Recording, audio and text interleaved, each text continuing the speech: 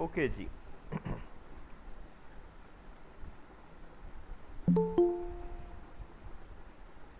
तो सबसे पहले हम फाइल खोल लेते हैं जिसके अंदर आपने प्रोसीजर्स लिख रहे थे।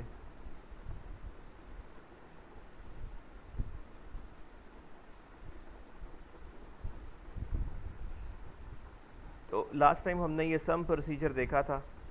कोई सवाल है अगर आपका यहाँ तक तो पूछ सकते हैं, otherwise I will move on.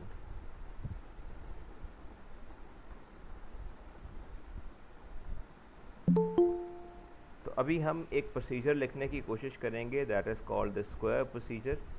Statement आपको नज़र आ रही है, that define a procedure square that takes one number as its input and outputs the square of that number. For example, if you write square of 5, you get 25. Yes, sir. तो क्या आप ये procedure लिखने की कोशिश कर सकते हैं अभी?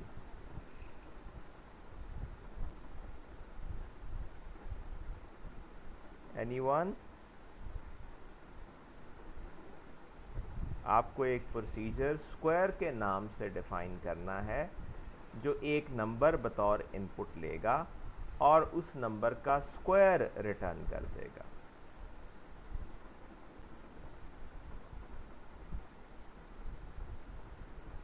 Anybody with any clues?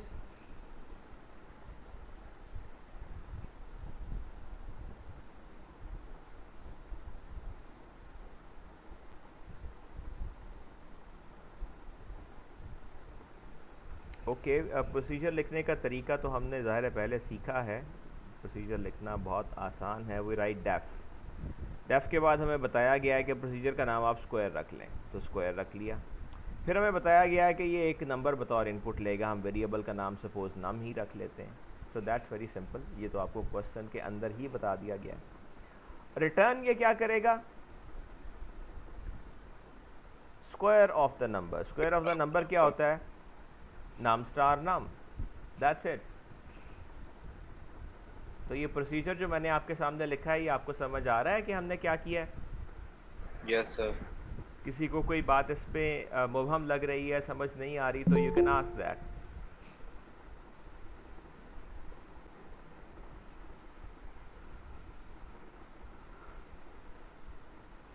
Everybody got it? Yes, sir. हम इसको रन यस करके सर। देखते हैं और हम लिखते हैं square of suppose 5, it says 25। हम कहते हैं square of 2, it says 4। We say that square of 12, it says 144। so it can work very well.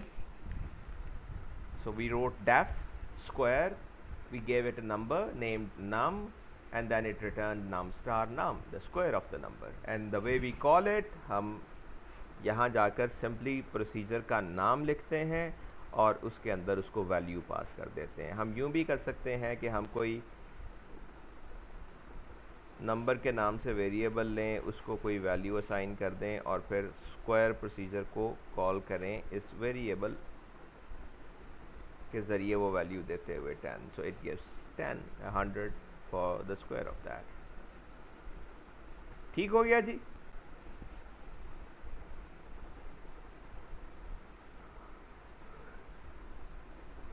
किसी को कोई डाउट है, कोई सवाल है, किसी के जहन में कोई अभाम है, तो please go ahead, ask it. No, sir. Okay, चलिए ये प्रोसीजर अब आप लिखने की कोशिश करेंगे, that is define a procedure sum 3। एक प्रोसीजर लिखना है जिसका नाम आप सम 3 रखेंगे। ये 3 नंबर लेता है बतौर इनपुट। एक प्रोसीजर आप डिफाइन करेंगे, उसका नाम रखेंगे आप सम 3। ये 3 नंबर लेगा बतौर इनपुट और रिटर्न करेगा उन तीनों का सम। Got the question?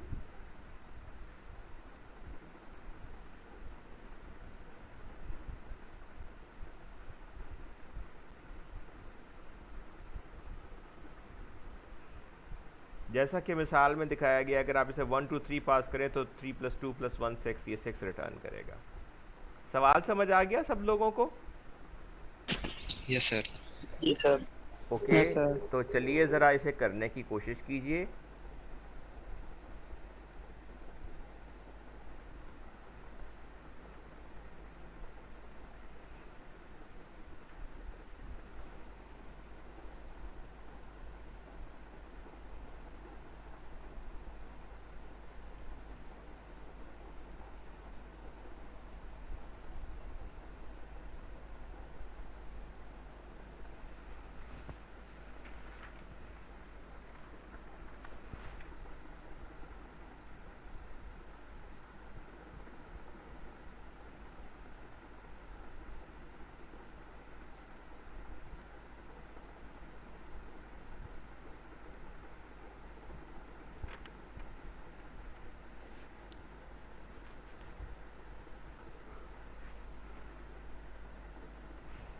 अगर कोई कर ले तो बता दें that you are done.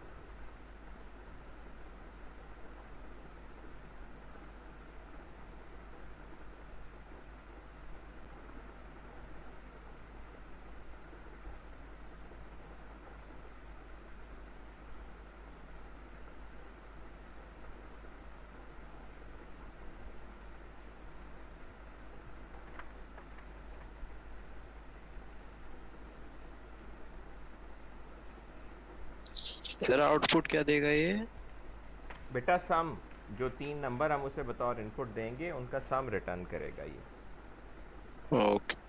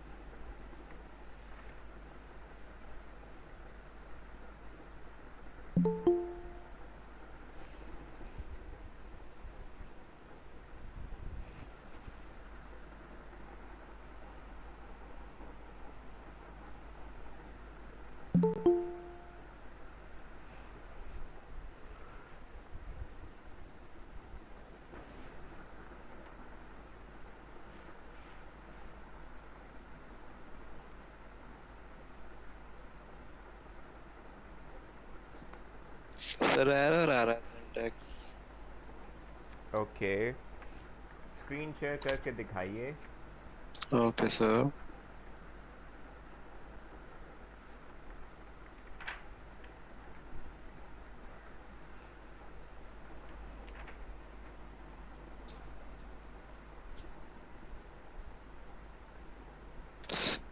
Sir ऐसे आ रहा है। ठीक है, कोड दिखाइए बेटा अपना। सर ये को बेटा ऐसे कौन फंक्शन लिखता है? किसी और ने लिखा है? Can anyone else show? किसी और ने किया है तो दिखा सकते हैं आप?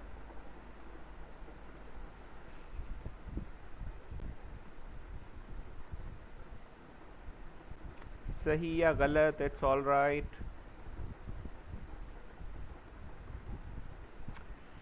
ओके जी। सो आई टोल्ड यू कि कोई भी फंक्शन डिफाइन करना हो, सबसे पहले आप लिखते हैं डेफ, फिर आप लिखते हैं प्रोसीजर का नाम, फिर आप बताते हैं कि उसकी कितनी इनपुट्स होंगी। लाइक इस केस में हम कह रहे हैं कि 3 इनपुट्स लेगा, तो हम कह देते हैं नाम 1, नाम 2, नाम 3। ये नाम आपने खुद ही रखने होते हैं हमेशा। कॉलन डालते हैं और फिर इसकी बॉडी लिखते हैं, और इसमें आपको क्या रिटर्न करना है? नाम 1 प्लस नाम 2 प्लस नाम 3। इसको ज़रा गौर से देखिए, पढ़िए, सर समझिए। स्क्रीन शो नहीं हो रही। Okay, sorry.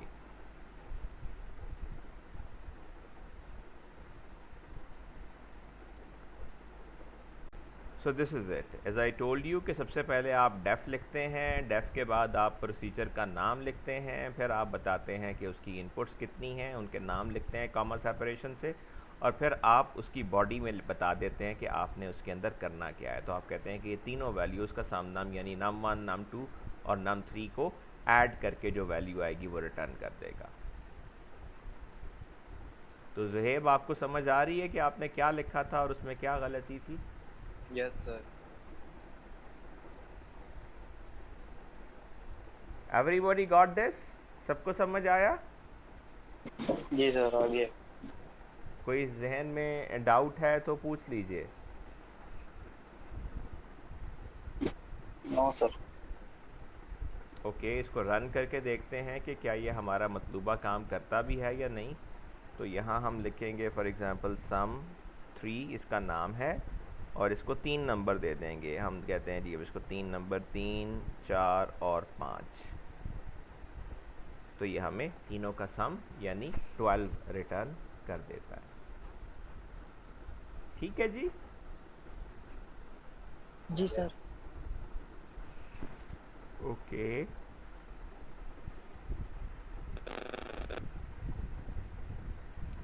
अब आपको एक प्रोसीजर डिफाइन करना है, उसका नाम आप रखेंगे अबेज, ABBAIZE, अबेज। ठीक है। It takes 2 strings as its input. पहले जैसे हम 3 नंबर दे रहे थे तो इस केस में 2 इनपुट्स होंगी और वो दोनों स्ट्रिंग्स होंगी। So it takes 2 strings as its inputs and outputs a string that is the first input followed by 2 repetition of second input। यानी अगर मिसाल के तौर पे हम ये अबेस फंक्शन कॉल करते हैं यूं, और उसको ए बी ये 2 स्ट्रिंग्स देते हैं, तो इसका जवाब होना चाहिए ए यानी पहली स्ट्रिंग, फिर बी बी यानी दूसरी स्ट्रिंग 2 बार, और फिर ए यानी पहली स्ट्रिंग फिर। अगर हम इसको डॉग और कैट इनपुट के तौर पे देते हैं तो इसको हमें रिटर्न करना चाहिए डॉग, फिर 2 बार कैट और फिर डॉग। तो अब आपको क्या करना है, एक प्रोसीजर डिफाइन करना है जिसका नाम आप रखेंगे अबेज, और वो 2 इनपुट्स लेगा और रिटर्न करेगा पहली स्ट्रिंग, फिर दूसरी स्ट्रिंग 2 बार और फिर पहली स्ट्रिंग। तो अब कोशिश कीजिए ये प्रोसीजर लिखने की।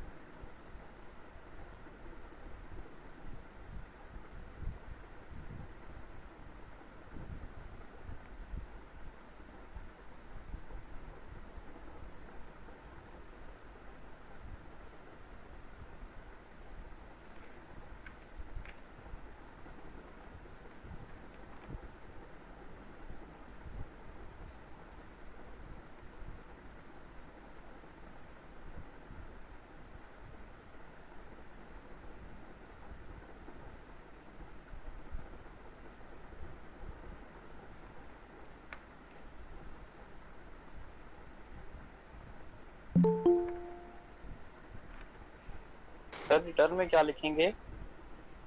बेटा जो हमें इससे आउटपुट चाहिए, यानी पहली स्ट्रिंग, दूसरी स्ट्रिंग 2 बार और फिर पहली स्ट्रिंग, यही चीज़ रिटर्न करनी है हमें।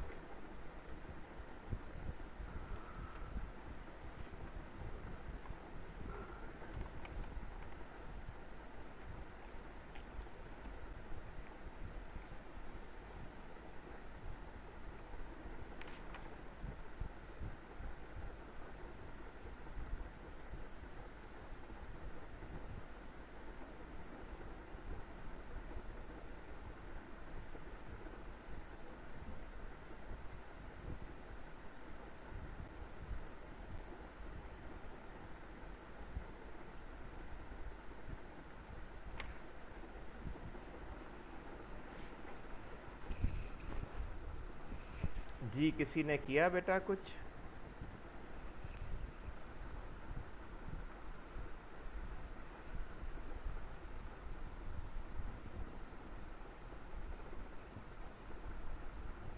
Will anybody show anything?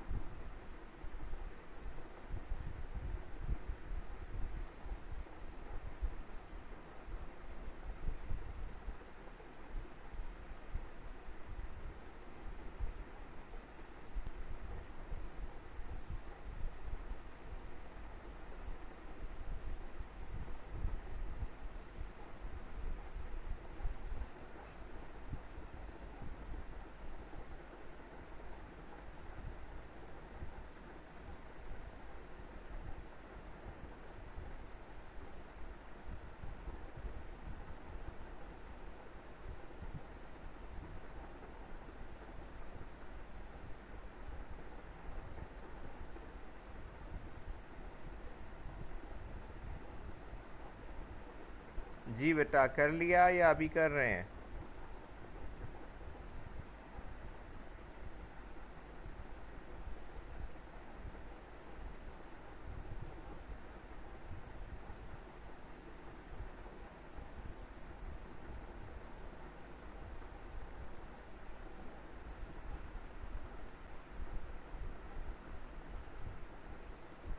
आवाज़ आ रही है आप लोगों को मेरी?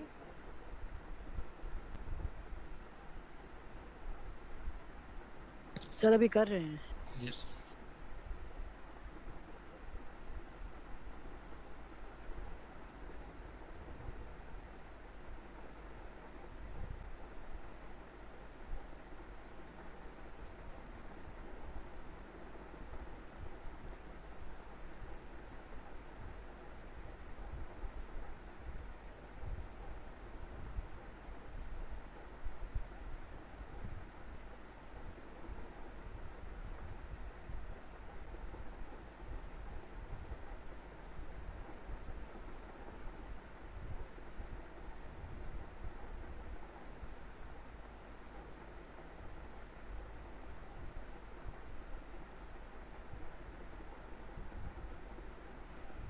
It was very simple. आपको डेफ लिखना है, फिर प्रोसीजर का नाम आपको बताया गया था कि आप अबेस रखेंगे, अबेस लिखा आपने।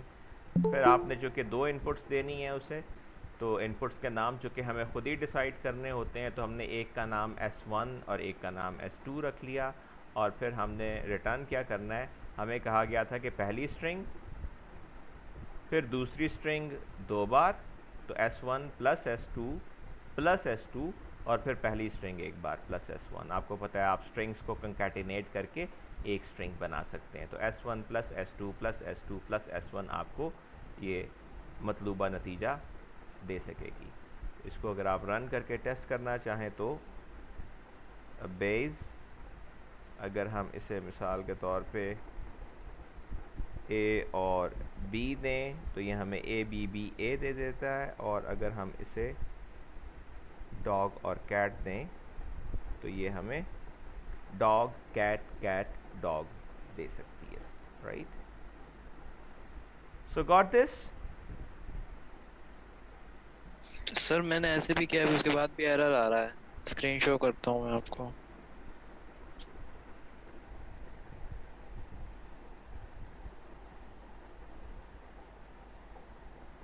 सर ये ठीक है सर, वो कोड ठीक लिखा हुआ है।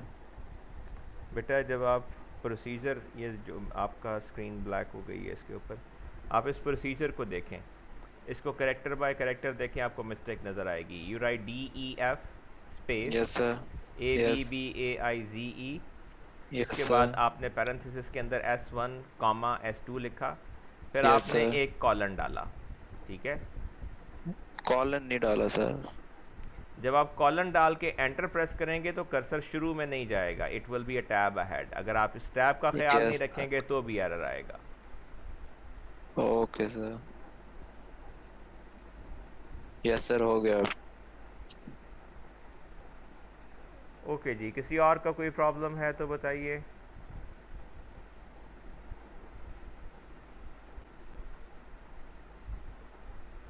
ओके सर हमारे भी ऐसे, लेकिन हुआ नहीं है। जी,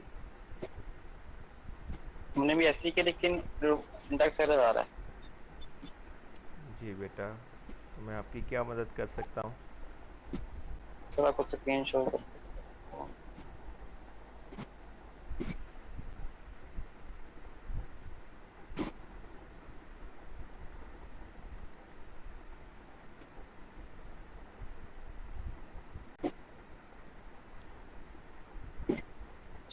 और जैमा ने भी कॉलम नहीं डाला हुआ सर।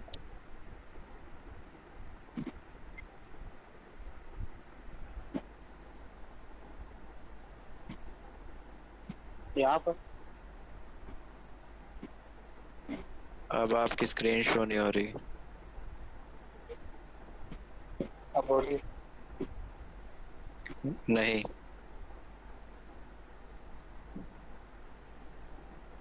अब हो रही है। Stop of sharing with everyone.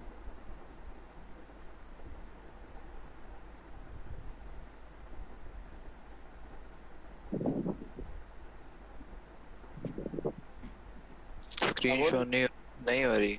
Black हो गई है स्क्रीन। आपने जो फर्स्ट कोट लिखा है ना, उसके एंड में ब्रैकेट्स के बाद, पैरेंथेसिस के बाद ना कॉलम डाल दो।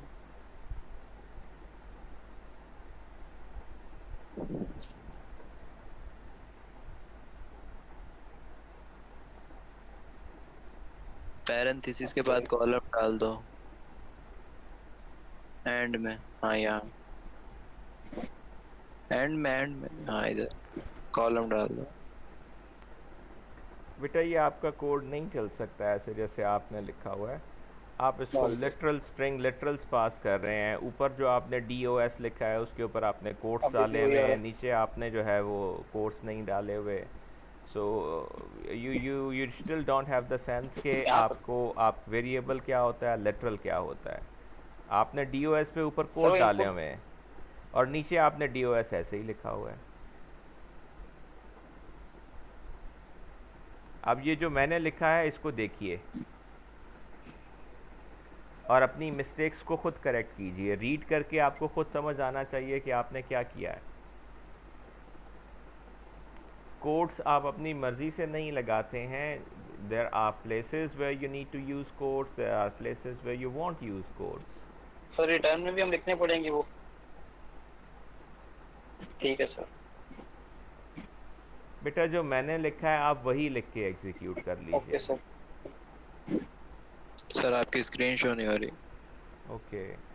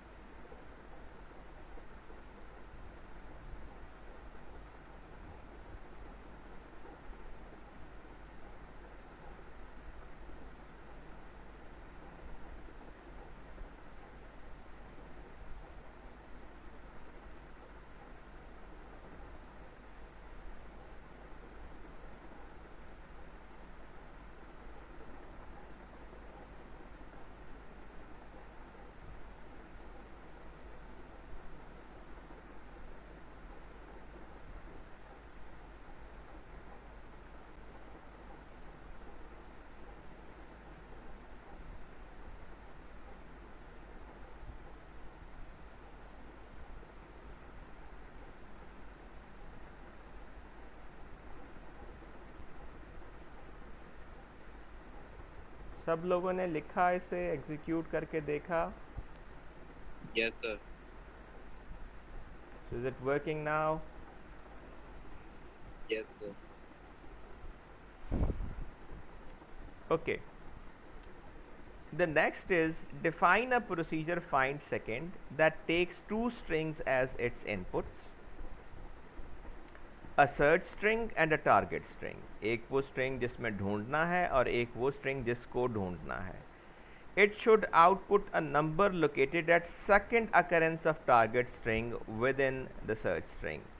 मिसाल के तौर पे फ़र्ज़ करें कि एक स्ट्रिंग है जिसका नाम आपने डेंटन रखा है और ये कोड उसके अंदर लिखा हुआ है, right, as you see here.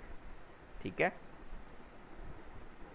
अगर आप अपने प्रोसीजर जो आप डिफ़ाइन करेंगे फाइंड सेकंड, उसको ये स्ट्रिंग पास करें, पहले डेंटन और फिर वो स्ट्रिंग जो आप ढूंढना चाहते हैं. फ़र्ज़ करें आप इसमें ऑडेस ढूंढना चाहते हैं, तो ऑडेस 0 1 2 3 4th लोकेशन पे है, लेकिन आप इसकी पहली अकरेंस नहीं बल्कि दूसरी अकरेंस की लोकेशन बताना चाहते हैं, जो कि इस केस में 25 है. सो आपका प्रोसीजर फाइंड सेकंड दो स्ट्रिंग्स लेगा, एक वो स्ट्रिंग जिसमें तलाश करना है और एक वो स्ट्रिंग जिसको तलाश करना है. तो जिसको तलाश करना है उसकी सेकंड अकरेंस की लोकेशन आपका फाइंड सेकंड प्रोसीजर आपको रिटर्न करेगा. और ये काम बिल्कुल वैसा ही है जैसा आप पहले यूनिट के एंड पे कर चुके हैं, जहां आपको स्पेसिफिक लोकेशन से अपनी सर्च को स्टार्ट करना था. तो ज़रा कोशिश कीजिए इसके ऊपर. सर उसमें तो डबल कोट्स नहीं आ जाती फिर जहाँ से सर्चिंग इंजन स्टार्ट होता था? बेटा ज़ाहिर है जो चीज़ सर्च करनी है, अगर डबल कोट सर्च करनी है तो डबल कोट लिखेंगे, अगर अपना नाम सर्च करना है तो अपना नाम लिखेंगे, अगर कोई नंबर सर्च करना है तो नंबर लिखेंगे. जो चीज़ सर्च करनी है वही लिखी जाती है ना. तो डबल कोट जब हमें सर्च करनी थी हमने डबल कोट लिखी थी, अब हमें कुछ और सर्च करना है तो कुछ और लिखेंगे. सर यहाँ पे ऑर्डेंस भी तो 3 बार है ना, फिर कैसे सर्च करेंगे? बेटा पहली छोड़ के दूसरी तलाश कर लें. फ़र्ज़ करें 3 नहीं है, अभी आप तीसरे के बारे में परेशान ना हो. ओके सर, ट्राई करते हैं. या ट्राई इट.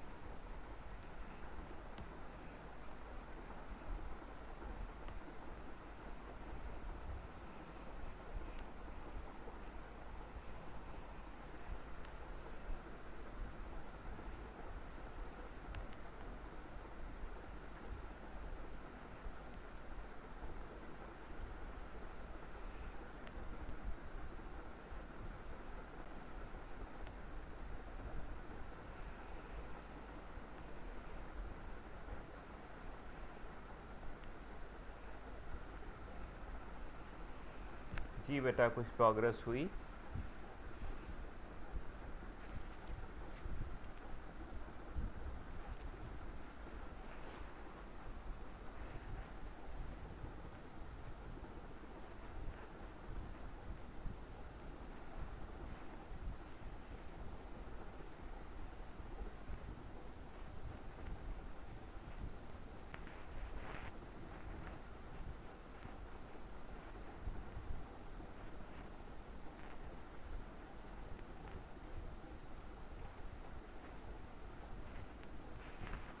कुछ प्रोग्रेस हुई?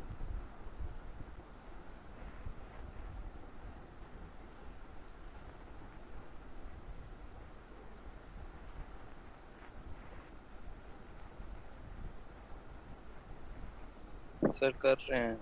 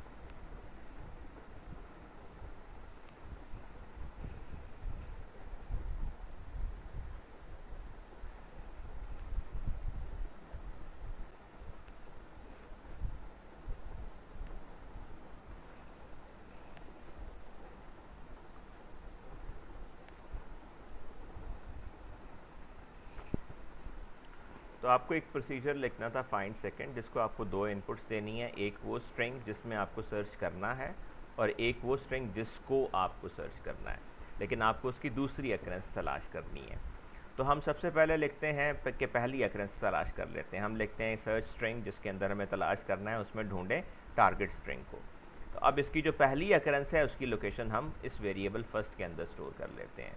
फिर हम दोबारा यही काम करते हैं, search string dot find target string, और इस बार हम बताते हैं कि इसको शुरू से नहीं बल्कि फर्स्ट प्लस वन, यानी जहाँ पे पिछली अकरेंस हमें मिली थी उससे एक कैरेक्टर आगे जाके सर्च करना शुरू करना है, ताकि पहली अकरेंस की बजाय हमें दूसरी अकरेंस मिले, राइट। सो अब हम इसको भी एग्जीक्यूट करके देखते हैं if it works the way we want it to work. So just for example कि मैं इसी स्ट्रिंग को कॉपी कर लेता हूँ। So I copied this string here and now I call this find second, and I say that Danton is the string in which I want to find something and Audace is something that I want to find. So you see कि पहली occurrence इसकी 4 पे है, तो ये 4 नहीं बल्कि 25 यानी सेकेंड अकरेंस की लोकेशन बता रहा है। अगर हम इसकी थर्ड लोकेशन को फाइंड करना चाहें तो भी किया जा सकता है। आप सिंपली ये करेंगे, यही लाइन आप रिपीट कर लेंगे। अब आप कहेंगे कि आप फॉर एग्ज़ाम्पल एक वेरिएबल थर्ड ले लें, ठीक है, कि थर्ड अकरेंस की लोकेशन उसमें सेव हो जाएगी, और अब आप सेकंड प्लस वन से उसको सर्च करना शुरू करें। So now you return third. So third return करेंगे तो तीसरी अकरेंस की लोकेशन भी आपको पता चल जाएगी इस केस में, विच इज़ अगेन एक स्ट्रिंग डेंटन आपने डिफाइन की और फाइंड सेकंड ये किया, तो अब 47 वो लोकेशन है जहाँ पे ऑडेस की तीसरी अकरेंस है। तो आप इस मदद से आप इसकी तीसरी की लोकेशन भी फाइंड कर सकते हैं, right? So you got this? Sir sir sir sir ये दो टेबल कैसे खुलते हैं? ये एक दूसरे पे आपने एक्सप्लेनेशन लिखी हुई है सर, ये वो लिखी हुई है, तो ये नहीं समझ आ रही सर। दोबारा पूछिए। सर ये एक ये टेबल खोला हुआ आपने डेफ सम वन वाला, और एक दूसरा टेबल खोला हुआ है, ये दो टेबल अलग अलग है, ये कैसे ओपन होते हैं, मतलब रन वगैरह ये कैसे वाला? करते हैं? जी सर, ये और ये। ठीक है। अब हमने लास्ट टाइम डिस्कस किया था कि जब आप पाइथन का IDLE खोलते हैं ना, आप लिखते हैं IDLE, जब आप इसको खोलते हैं तो आपके सामने इस तरह की विंडो खुलती है, ठीक है। यहाँ जी आप सर। अब करते क्या हैं, आप करते हैं न्यू फाइल, ठीक है। न्यू फाइल पे क्लिक करके एक नई फाइल बनाते हैं, उसको सेव कर लेते हैं। तो इसी तरीके से मैंने एक नई फाइल बना के उसको सेव किया हुआ है, उसका नाम मैंने रखा हुआ है bsisai.py, ठीक है। तो ये कोड मैं वहाँ पे लिखता हूँ, जो कोड मैं यहाँ पे लिखता हूँ इसको रन करने के लिए मैं सेव करता हूँ और यहाँ से रन प्रेस करता हूँ, रन मॉड्यूल, तो यहाँ पे मेरे पास ये कंसोल वापस आ जाता है और यहाँ पे फिर मैं इसको कॉल करके ट्राई कर सकता हूँ, ठीक है। मिसाल के तौर पे मैंने ये लिखी स्ट्रिंग और ये इसको कॉल किया, तो यहाँ पे मैं इसको चेक कर सकता हूँ। ठीक है सर, थैंक यू।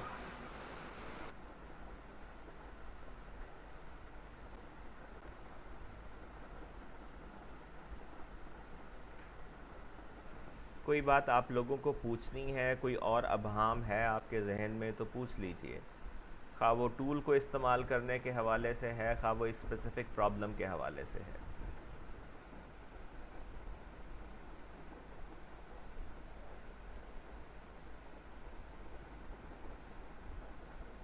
सर ये आपने सर्च के बाद एस लिखा, स्ट्रिंग लिखा हुआ है ना? जी जी, मैंने असल में नाम जो रखा ना वो रखा search_s फॉर सर्च स्ट्रिंग, और अगर आपको ये थोड़ा यानी अबहाम इसमें महसूस होता है तो हम str लिख लेते हैं, थोड़ा सा ज़्यादा एक्सप्रेसिव हो जाएगा। तो सर हम इसके ऊपर वो डाल सकते हैं, कोटेशन नहीं डाल सकते स्ट्रिंग की? बेटे कोटेशन जब आप डालते हैं तो वो लिटरल बन जाता है, वो एक काइंड ऑफ कांस्टेंट बन जाता है, जबकि जब आप कोटेशंस नहीं डालते तो ये वेरिएबल है। इस वेरिएबल का मतलब ये है कि इसमें कोई भी वैल्यू स्पेसिफाई की जाती है। मिसाल के तौर पे इस केस में अब क्या होगा कि आपने यहाँ से एक स्ट्रिंग ली डेंटन, वेरिएबल में इसको स्टोर कर लिया, अब डेंटन को वेरिएबल के तौर पे दे दिया और जो सर्च करना है उसको वेरिएबल नहीं बनाया बल्कि उसको आपने डायरेक्टली लिटरल के तौर पे कर दिया, ठीक है। अब आप यहाँ दोनों वेरिएबल लिखें या दोनों लिटरल लिखें, होगा क्या कि जो डेंटन है वो इस स्ट्रिंग में कॉपी हो जाएगी और जो ये दूसरी वाली चीज़ आप तलाश करना चाहते हैं ये इस सेकंड में कॉपी हो जाएगी। आप नाम जो मर्जी रख लें, ठीक है। इसी तरीके से अगर आप चाहें तो मसलन मैं सर्च के नाम से एक वेरिएबल बनाता हूँ और उसमें ऑडेस स्टोर कर देता हूँ और फिर मैं कहता हूँ कि मैं इसको कॉल करता हूँ इस तरीके से, ठीक है। डेंटन उस स्ट्रिंग का नाम है जिसमें मैंने सर्च करना है और सर्च उस स्ट्रिंग का नाम है जिसको मैंने सर्च करना है। अब डेंटन सर्च स्ट्रिंग में कॉपी होगा और सर्च टारगेट स्ट्रिंग में कॉपी होगा। ये नाम याद रखिए, आप अपनी मर्जी से लिखते हैं, ठीक है। नाम आप जो मर्जी रख लें, बस आपको पता होना चाहिए कि आपने क्या किया। मैं इसका नाम S1 और S2 रख लेता हूँ, दैट्स ओके, कोई प्रॉब्लम नहीं है, दैट विल ऑल्सो वर्क। तो हम इसको S1 S2 के साथ चला के देख लेते हैं।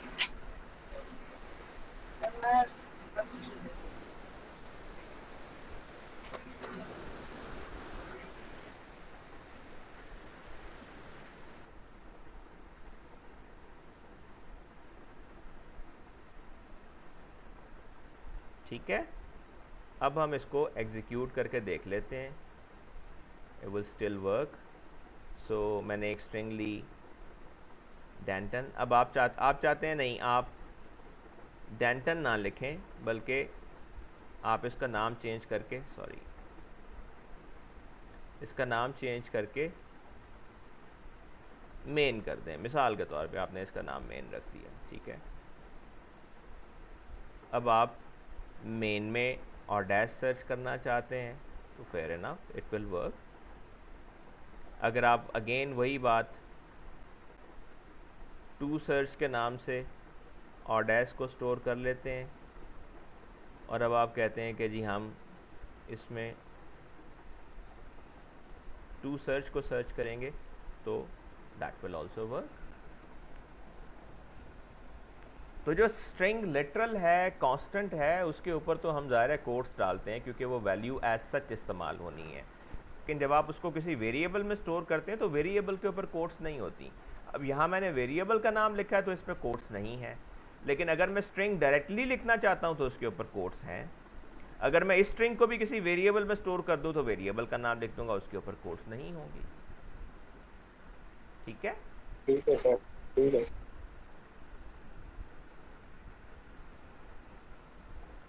So you got this. यहाँ अगर आपको कोई प्रॉब्लम है तो बताइए।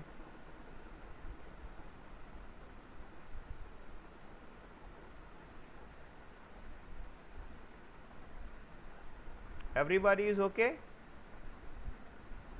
Yes, sir. Okay, next is कि हमारे पास कुछ कंपैरिजन ऑपरेटर्स होते हैं पाइथन के अंदर। मिसाल के तौर पे अगर हम एडिटर में यहाँ इंटरप्रेटर में जाएं, मिसाल के तौर पे मैं लिखता हूँ 7 ग्रेटर दैन 3, इसका जवाब क्या होना चाहिए?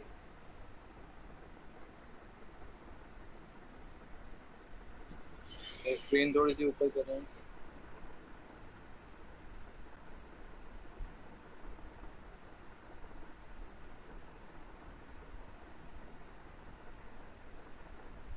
So if I write नहीं, ये जो सर अभी आप यस 7 लेस देन 3, इसका जवाब क्या होना चाहिए? 7 greater than 3। True, because 7 is greater than 3।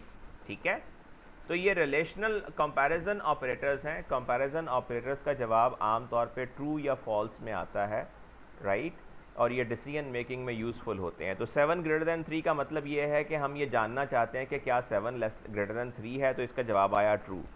अगर मैं लिखता हूँ 7 लेस देन 3, इसका जवाब क्या होगा? This is false. ठीक है, अगर मैं लिखूं 7 greater than or equal to 3, इसका जवाब क्या होगा? ट्रू, बिकॉज 7 3 से बड़ा या बराबर है, राइट।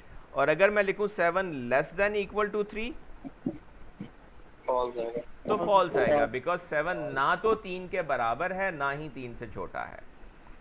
अगर मैं लिखूं 7 इक्वल 3, ये जो इक्वलिटी होती है बुनियादी तौर पे, ये सिंगल जो हम ऑपरेटर इस्तेमाल करते हैं वो हमने पहले भी कहा था कि वो असाइनमेंट ऑपरेटर है। उसका मतलब ये होता है कि आप राइट हैंड साइड की वैल्यू को लेफ्ट हैंड साइड पे असाइन कर रहे हैं, जबकि जब आप लेफ्ट हैंड साइड और राइट हैंड साइड की इक्वलिटी चेक करना चाहते हैं तो आप ये डबल इक्वल साइन डालते हैं, इसका मतलब इक्वलिटी होता है। तो इस 7 equal to 3, no sir, this will also be false. And if I write 7, अगर मैं नॉट इक्वल डालना चाहूं तो ये एक्सक्लेमेशन मार्क और असाइनमेंट के साथ डाल सकता हूं। तो इस 7 not equal to 3, true, false, right, yes it is true because 7 is not equal to 3। ठीक है, तो हमारे पास ये कंपैरिजन ऑपरेटर्स हैं, greater than, less than, greater equal, less equal, equal and not equal. ये सारे ऑपरेटर्स हैं हमारे पास और इनको हम कंपैरिजन के लिए इस्तेमाल कर सकते हैं, और ये लेफ़्ट और राइट हैंड साइड की वैल्यूज़ को कंपेयर करके हमें ये बता सकते हैं कि आपने जो कंपैरिजन किया है वो उसकी ट्रुथ वैल्यू क्या है, आया वो ट्रू है या फॉल्स है। ठीक है, ट्रू और फॉल्स दोनों कीवर्ड हैं पाइथन के अंदर। ट्रू कैपिटल टी से लिखा जाता है और फॉल्स कैपिटल एफ से लिखा जाता है, और इनके स्पेसिफिक मीनिंग्स हैं पाइथन के अंदर। इन दोनों वर्ड्स को किसी और मकसद के लिए इस्तेमाल नहीं किया जा सकता।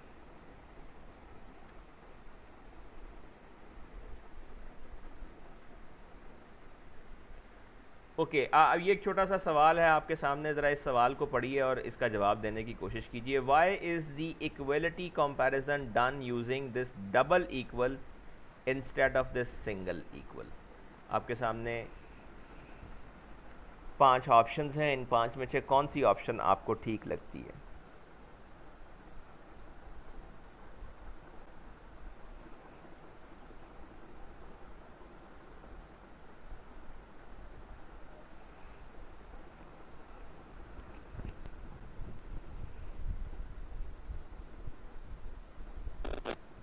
ए या सी है। बी। बी। तो आपको लगता है कि बी ठीक ऑप्शन है? ऑप्शन डी ठीक है सर। ऑप्शन डी या option B? Option D. D for delta. Sir B भी ठीक है। ओके, आपको बी और डी ठीक लग रही हैं, ऐसा लग रहा है? Yes sir. Yes sir. तो आपको लगता है कि चूंकि नॉट इक्वल के लिए 2 कैरेक्टर इस्तेमाल हुए हैं तो ज़रूरी है कि इक्वल के लिए भी 2 कैरेक्टर इस्तेमाल किए जाएं। Yes sir. क्यों? सर ये जो पहले हमने इक्वल का असाइन जो बिकॉज ये ऑप्शन डी के अंदर जो है बिकॉज इक्वल मीन असाइनमेंट, इसका मतलब होगा कि किसी चीज को कोई असाइन किया गया है, कोई वैल्यू दी गई है। जी। और नॉट इक्वल का तो अभी आपने बताया तो कि बुनियादी तौर पे exclamation प्रॉब्लम ये है कि जो सिंगल ऑपरेटर है जिसे हम आम तौर पे इक्वल कहते हैं, तो लैंग्वेजेस के अंदर तकरीबन तमाम लैंग्वेजेस के अंदर उसका काम असाइनमेंट होता है। तो चूंकि वो असाइनमेंट ऑपरेटर के तौर पे इस्तेमाल हो रहा है, इसलिए उसे इक्वलिटी के तौर पे इस्तेमाल नहीं किया जा सकता। लिहाजा ज़रूरी है कि हम इक्वलिटी के लिए कोई और चीज़ इस्तेमाल करें। तो फिर उसके लिए मुनासिब समझा गया कि आप डबल इसको यूज़ कर लें, डबल ऑपरेटर को यूज़ कर लें, इसलिए क्योंकि जो सिंगल ऑपरेटर है वो असाइनमेंट के लिए रिजर्व्ड है। लिहाजा उसी को हम इक्वलिटी चेक के लिए इस्तेमाल नहीं कर सकते। We need to use something else. तो ये option D for delta is the primary reason that we use this double equal sign for equality check instead of single. ठीक हो गया जी? Yes sir. Okay sir. Okay जी, चलें, ये जितना हमने पढ़ा है इसको प्रैक्टिस कीजिए, इसको कंप्लीट कीजिए। और अगला थोड़ा सा ये ज़रूरी है कि आप थोड़ा सा इसको ज़रूर पढ़ के आएँ, क्योंकि आप इफ़ स्टेटमेंट फिर आपके लिए थोड़ी सी ट्रबलसम हो सकती हैं। तो ये इफ़ स्टेटमेंट के बारे में जो पहले 2-3 चीज़ें हैं छोटी छोटी, ये आप ज़रूर पढ़ के आएँगे। पेज 7 के ऊपर और 8 के ऊपर यहाँ तक जो एग्जाम्पल्स हैं 2-3, इनको आप देख के आएंगे। जो रिकॉर्डेड वीडियोस हैं उनकी मदद से भी आप इनको देख सकते हैं, ठीक है, यहाँ से पढ़ सकते हैं, इनको प्रैक्टिस कर सकते हैं। और जो रिकॉर्डेड वीडियोस हैं ऑलरेडी जिनकी प्लेलिस्ट मैंने आपको बताई हुई है, उसमें यूनिट 2 के अंदर जो है वो तकरीबन दरमियान में जाके आपको ये मिलेंगे, तो इनको वहाँ से भी आप देखेंगे नेक्स्ट टाइम जब आप आएँगे। ठीक है जी? Okay sir. जी सर। Okay sir.